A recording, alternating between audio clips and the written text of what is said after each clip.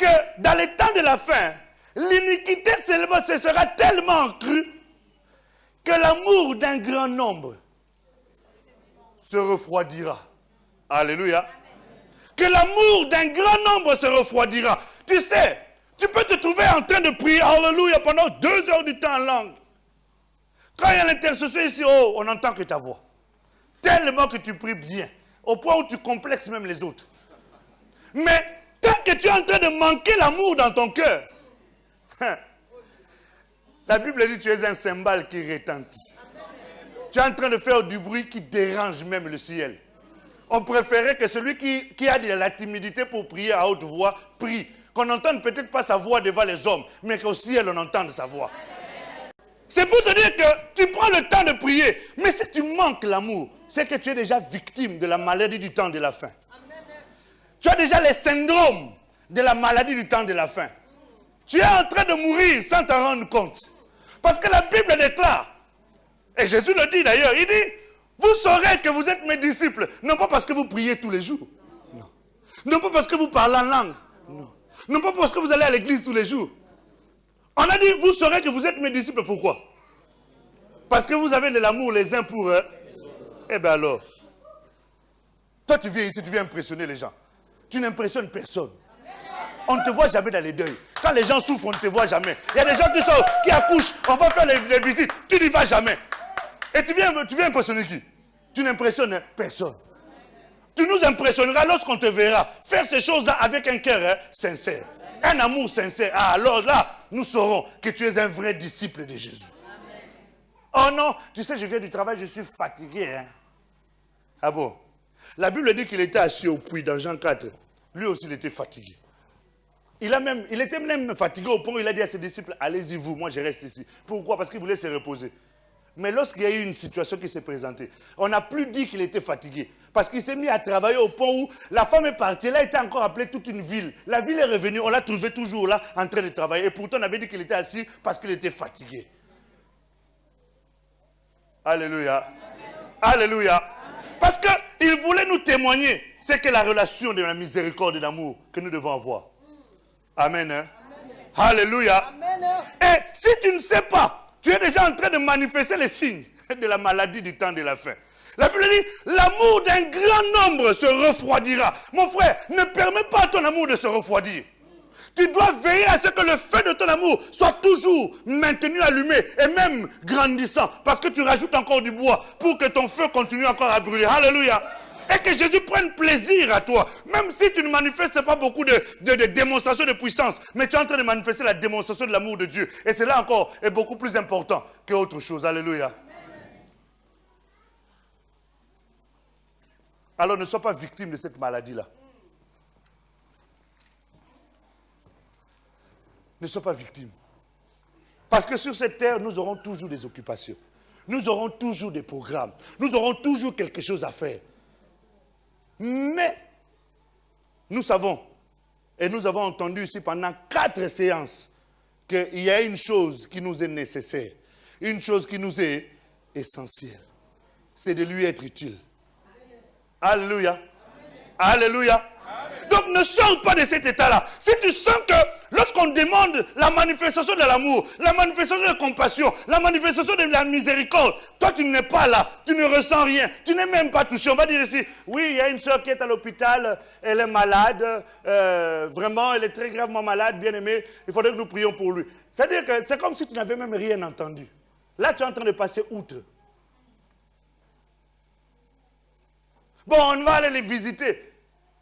Pour toi, tu ne prends même pas 2 minutes pour y pouvoir réfléchir. Bon, ok, je peux peut-être changer ce programme, aller à ce rendez-vous-là, et puis bon, après j'irai dans mon... Non, tu n'as même pas ce temps-là. C'est-à-dire, on est en train de dire, on va les visiter, pour toi, tu es absent à ce moment, pendant qu'on est en train de dire ça.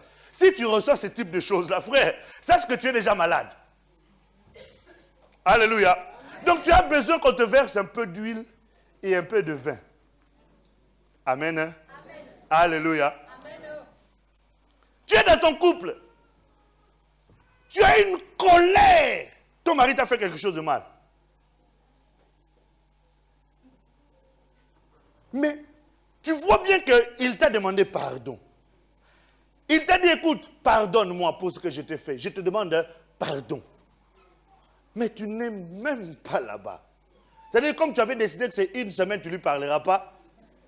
Jusqu'à dimanche après. Même tu viens même ici au culte. Hein, on a prêché même sur le pardon. On a dit qu'il faut vous aimer. C'est-à-dire, pendant qu'on est en train de dire ça, c'est comme si on était en train de parler à celui qui se trouve à quelques kilomètres de toi. Tu comprends ça, non? Et tu rentres à la maison. C'est que tu es déjà malade. Même si tu pries lundi au vendredi ou au dimanche, tu es déjà malade. Tu es malade. J'ai dit que tu es malade. Et ne sors pas d'ici sans qu'on t'ait mis la piqûre de l'huile et du sang. Alléluia. Parce que tu as besoin de la guérison. Sache que Dieu est amour. Et ceux qui lui ressemblent doivent avoir son caractère. Doivent avoir les qualités qui sont en lui. Et l'une des qualités, c'est l'amour. Alléluia. Et Henri, lorsque ces deux-là sont passés, voilà celui qui est le modèle. Le Samaritain.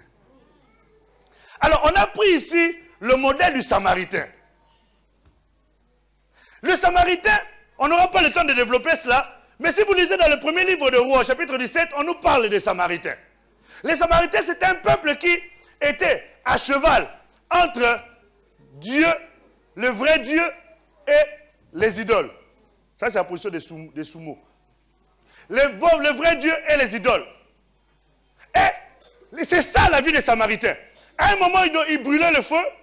À un moment, ils soufflaient le froid. Mais c'est celui-là que le Seigneur a pris comme modèle. Les gens dont on ne fait pas attention, on ne tient pas cas, c'est celui-là que le Seigneur a pris pour modèle. Pour pouvoir s'exprimer. Et on a dit maintenant que voici un Samaritain qui passait. Et lorsque ce Samaritain passait, la première des choses qu'il a eues, qu'il a ressenti, c'est qu'il a eu compassion de la personne. Il a eu mal au cœur de voir cette personne souffrir, gémir, peut-être morte, parce qu'il ne savait pas. Je vais peut-être aller voir. Peut-être qu'il respire encore. Il est venu pour le regarder. Voilà le modèle du bon Samaritain. Le modèle que nous devons suivre. Le modèle que nous devons regarder. Le bon Samaritain, le Samaritain, il s'est arrêté. Et lorsqu'il s'est arrêté, il s'est approché de cette personne pour pouvoir lui apporter le secours. Alléluia. Amen. Alléluia. La Bible dit que mais un Samaritain qui voyageait, étant venu là, fut ému de compassion lorsqu'il le vit. Bien aimé, c'est le sentiment que nous devons avoir. La compassion, nous avons parlé de cela ici. C'est cette capacité de souffrir avec l'autre, de ressentir la même douleur que l'autre. C'est de ressentir la même souffrance que l'autre. Lorsqu'on te dit que quelqu'un est malade, c'est comme si toi-même, tu étais malade. Et quand quelqu'un est compatissant, Dieu prend plaisir à cette personne. Parce qu'il est en train de manifester sa nature. Alléluia. Et le bon Samaritain s'est arrêté pour montrer l'exemple. Et on nous dit que ce Samaritain-là était en train de voyager. Nous ne prenons pas le temps de lire tellement de passages. Tu liras dans le livre de Matthieu au chapitre 9, verset 36.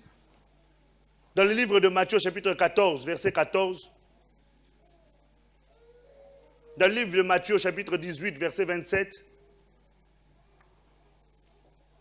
Dans le livre de Marc au chapitre 1, verset 41. Et tu liras encore le livre de Marc au chapitre 6, au verset 34. On nous montre à tout moment où Jésus était ému de compassion. Alléluia. Alléluia. Et voyez-vous, cet homme sortait de Jérusalem. Certainement, ça devait être un juif. Mais la Bible nous montre dans le livre de Jean, chapitre 4, que lorsque Jésus a rencontré la femme samaritaine, ils étaient en train de discuter.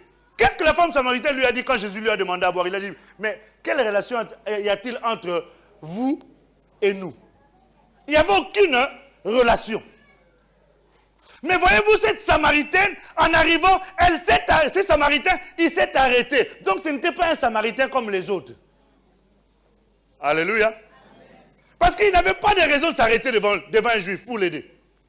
Enfin, on nous dit qu'il venait de Jérusalem.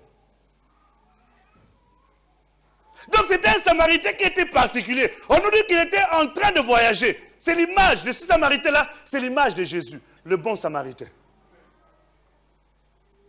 Jésus, le bon Samaritain. Alléluia. Jésus aussi était en voyage, venu sur la terre en voyage. C'est le parallèle. Il avait quitté son trône, il est venu sur la terre. La Bible déclare que lorsqu'il est venu, il était venu pour une mission.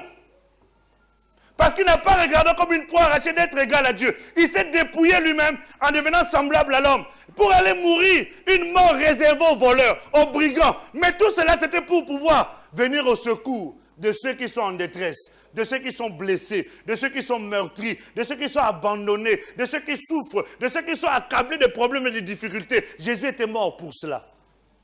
Alléluia. La Bible déclare qu'il s'est identifié en nous en offrant sa vie à la croix.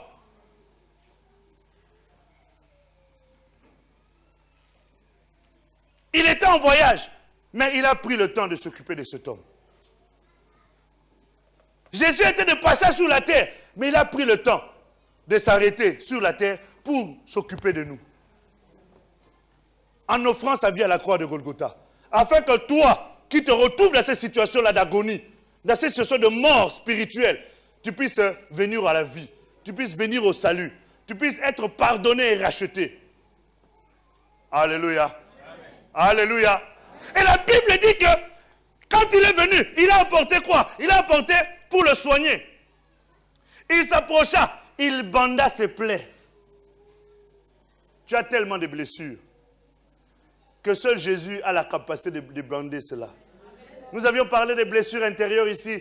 Combien nous avons été blessés par les êtres chers que nous avons aimés, qui nous ont trahis, qui nous ont abandonnés, qui nous ont livrés. Nous avons été blessés, mais seul Jésus a la capacité de bander ces plaies-là. Alléluia. Nous avons perdu des hommes, des femmes, des frères, des sœurs que nous avons aimés, nos enfants que nous avons aimés, des gens qui comptaient pour nous, pour qui nous avions un profond sentiment. Nous les avons perdus d'une manière brutale. On ne s'attendait pas et subitement, la personne a eu juste un mot de tête et après le mot de tête, on nous dit qu'elle est morte. Elle s'est juste plainte de « j'ai mal au dos » et puis elle est morte. Elle s'est juste dit « j'ai ceci » elle est partie. Et ça a été des chocs. Ça nous a blessés. Mais Jésus dit qu'il a pris, il s'approcha et il banda ses plaies. Il a bandé ses plaies. Jésus est prêt à bander aussi tes plaies ce matin. Ces blessures, ces choses qui sont restées dans ta vie, que tu n'arrives pas à t'en séparer, Jésus est prêt à te bander ces plaies-là. Il est prêt à t'aider, à te venir au secours. À te changer cette mentalité-là qui t'empêche d'aimer les autres, qui t'empêche d'être ouvert aux autres, qui t'empêche de recevoir aussi l'amour des autres. Jésus est prêt à t'aider.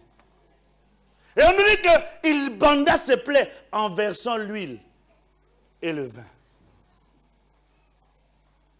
L'huile, nous savons tous, c'est l'image. Et le vin, c'est l'image de l'Esprit de Dieu. Alléluia. Vous savez, avant que Jésus ne donne une nouvelle vie à quelqu'un, il faut qu'il prenne le temps de changer cette personne. Alléluia. Je vais vous expliquer ça. On nous dit ceci. C'est dans les livres, dans les évangiles. Oh, on a dit, on ne peut pas mettre du vin nouveau dans une vieille outre. Or, l'outre, c'est fait à base de peau. L'outre. À l'époque, l'outre était fait à base de peau, donc du cuir. Et le cuir, lorsqu'il reste longtemps sans être utilisé, ça finit par devenir craquelant. Ça devient dur. Donc on peut casser ça. Or, la seule façon d'adoucir le cuir, la seule façon de rendre le cuir mou et la possibilité de pouvoir remplir encore de nouveau un liquide dedans, c'est de prendre de l'huile et de masser cela sur le cuir. Et quand on masse le cuir se radoucit. Alléluia. Parce que Jésus voulait mettre du vin dans la vie de cette personne-là. Mais pour mettre du vin, il fallait qu'il puisse d'abord radoucir le cuir. Alléluia. C'est comme ta vie. C'est une vie de péché. Mais il n'y a que l'Esprit de Dieu qui puisse venir te convaincre du péché, du jugement et de la justice. Il n'y a que l'Esprit de Dieu dont la Bible déclare que c'est l'Esprit de la sanctification.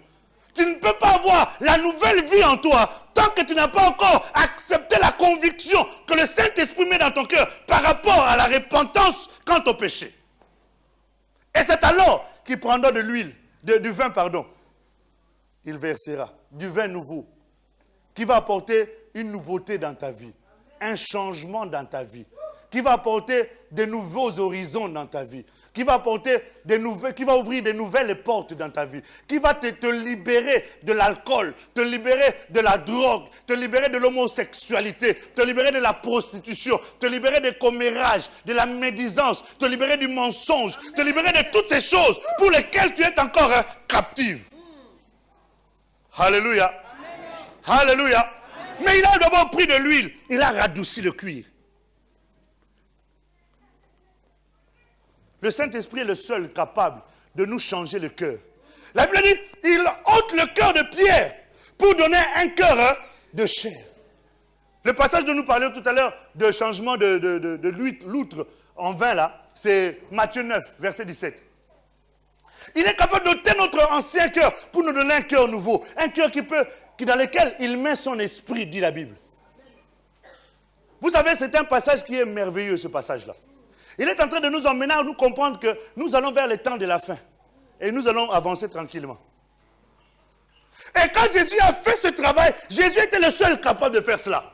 C'est pour ça que je vous disais que les Samaritains, comment on appelle ça, les sacrificateurs ou le prêtre, les Lévites, ils ne pouvaient rien faire pour cet homme. Même s'ils ont manqué de compassion, même s'ils l'avaient, ils n'auraient pu rien faire. Mais ce n'est pas pour une raison. Ce n'est pas pour cela qu'il fallait rien faire non plus. Mais lorsque le bon Samaritain est arrivé, lui, il avait l'huile et il avait le vin. Alléluia. Amen. Capable de transformer la vie d'un homme. Le vin, c'est synonyme de fête. Le vin, c'est l'image de la joie. Le vin, c'est l'image d'un bon repas. Et Jésus est le seul capable de t'apporter la véritable joie. Que tu recherches dans des choses éphémères, des choses passagères, qui en réalité sont en train de détruire ta vie plus qu'autre chose. Mais si tu viens auprès de lui, ces choses que tu recherches, cette paix-là, cette joie-là, tu vas l'avoir au travers du nouveau vin. Alléluia. Amen. Alléluia. Amen. Alléluia. Amen. Eh oui, Jésus est le seul capable de faire cela pour toi. Il est le seul capable d'intervenir dans ta vie, de te sortir de la situation dans laquelle tu te trouves. Parce qu'au travers de sa venue, il a apporté la grâce. C'est-à-dire que cette faveur, cette aide que tu ne méritais pas, mais il te l'a apportée gratuitement. C'est pour ça tout à l'heure quand la sœur disait qu'il fallait tuer les moutons, j'ai dit gloire à Dieu. Aujourd'hui, on n'a plus besoin de tuer les moutons parce qu'il y a l'agneau de Dieu qui ôte les péchés du monde, qui était déjà mort, dont le sang a été versé. Et ce sang-là a la capacité, à cause de l'esprit qui est dans le sang. Et le sang de Jésus parle. Le sang de Jésus parle. Encore jusqu'aujourd'hui, il parle. Il dit, Père, pardonne-lui. Père, ne lui compte pas ses fautes. Père, ne le condamne pas. Père, ne le rejette pas. C'est ce que le sang de Jésus dit. La Bible dit, il parle mieux. Même si les enfants que tu avais avortés là sont en train de te condamner, lui parle mieux. Si la culpabilité est en train de t'étouffer, Jésus est prêt à parler mieux pour toi. Et c'est pour cela qu'il fallait qu'il rencontre Jésus sur le chemin. Alléluia. Et quand il a rencontré Jésus, c'était formidable. Vous voyez cet homme qui était à l'agonie, qui était complètement abandonné, qui était complètement détruit. La Bible déclare que Jésus l'a pris.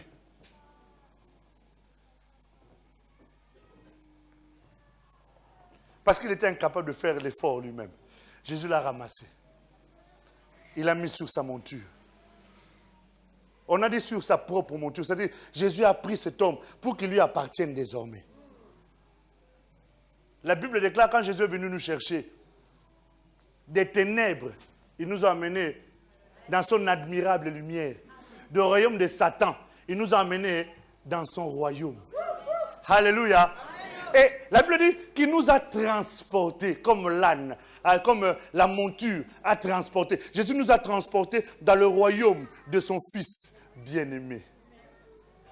C'est-à-dire là où tu es devenu citoyen du ciel. Parce que tu as été transporté.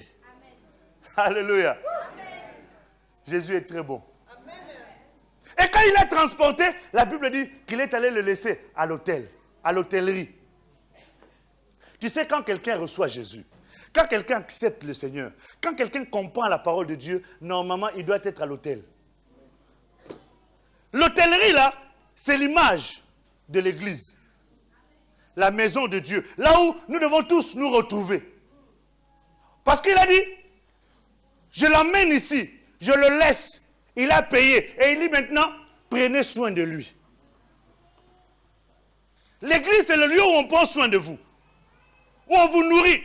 Selon le livre d'Éphésiens, chapitre 4, versets 11 à 13, la Bible dit que Dieu a établi des ministres. Quel est leur travail?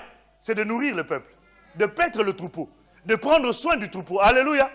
Vous avez droit qu'on prenne soin de vous. L'église, c'est le lieu où on doit prendre soin de toi. Si dans une église, on ne prend pas soin de toi, ce n'est pas normal. On doit prendre soin de toi. Alléluia. C'est le lieu où Jésus t'a laissé pour qu'on prenne soin de toi. Il a dit, prenez soin de lui. Prenez soin de lui. Il a déjà payé pour qu'on prenne soin de toi. Jésus a déjà payé. Est-ce que tu sais ça? Il a déjà payé pour qu'on prenne soin de ta vie, prendre soin de ton âme. Et ce qui est merveilleux, normalement les serviteurs de Dieu, c'est ça leur travail. Mais ce qui est merveilleux, c'est que avant de partir, il a pris 2 deniers. 2 deniers. Il a remis à l'autre. Il a dit, prenez soin de lui. Jusqu'à ce que je revienne. Hey, hey. Ah Jésus, tu es très bon. Alléluia. Il a dit, prends soin de lui jusqu'à ce que je revienne. Alléluia. Je vais t'expliquer ce qui est caché dedans. Dans le livre de Matthieu, chapitre 20, au verset 2, frère, fais-nous un peu la lecture. Bodies. That's good, the bad count the day.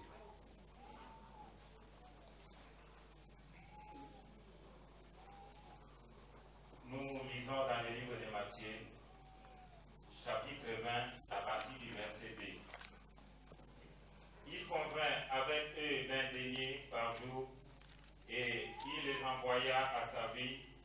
Il sortit vers la 3e heure, et il en vit d'autres. Verset 2 seulement. Il convint avec eux d'un denier par jour. Jésus avait besoin des ouvriers. Il a cherché les ouvriers, il en a pris. Ils se sont mis d'accord, ils ont dit, je ne te paierai qu'un denier par jour. Alléluia. Un denier. Le denier, c'est l'image du salaire, un peu comme le SMIC ici. À l'époque, le denier, c'était l'image du salaire qu'on devait payer à un ouvrier pour le travail qu'il devait faire.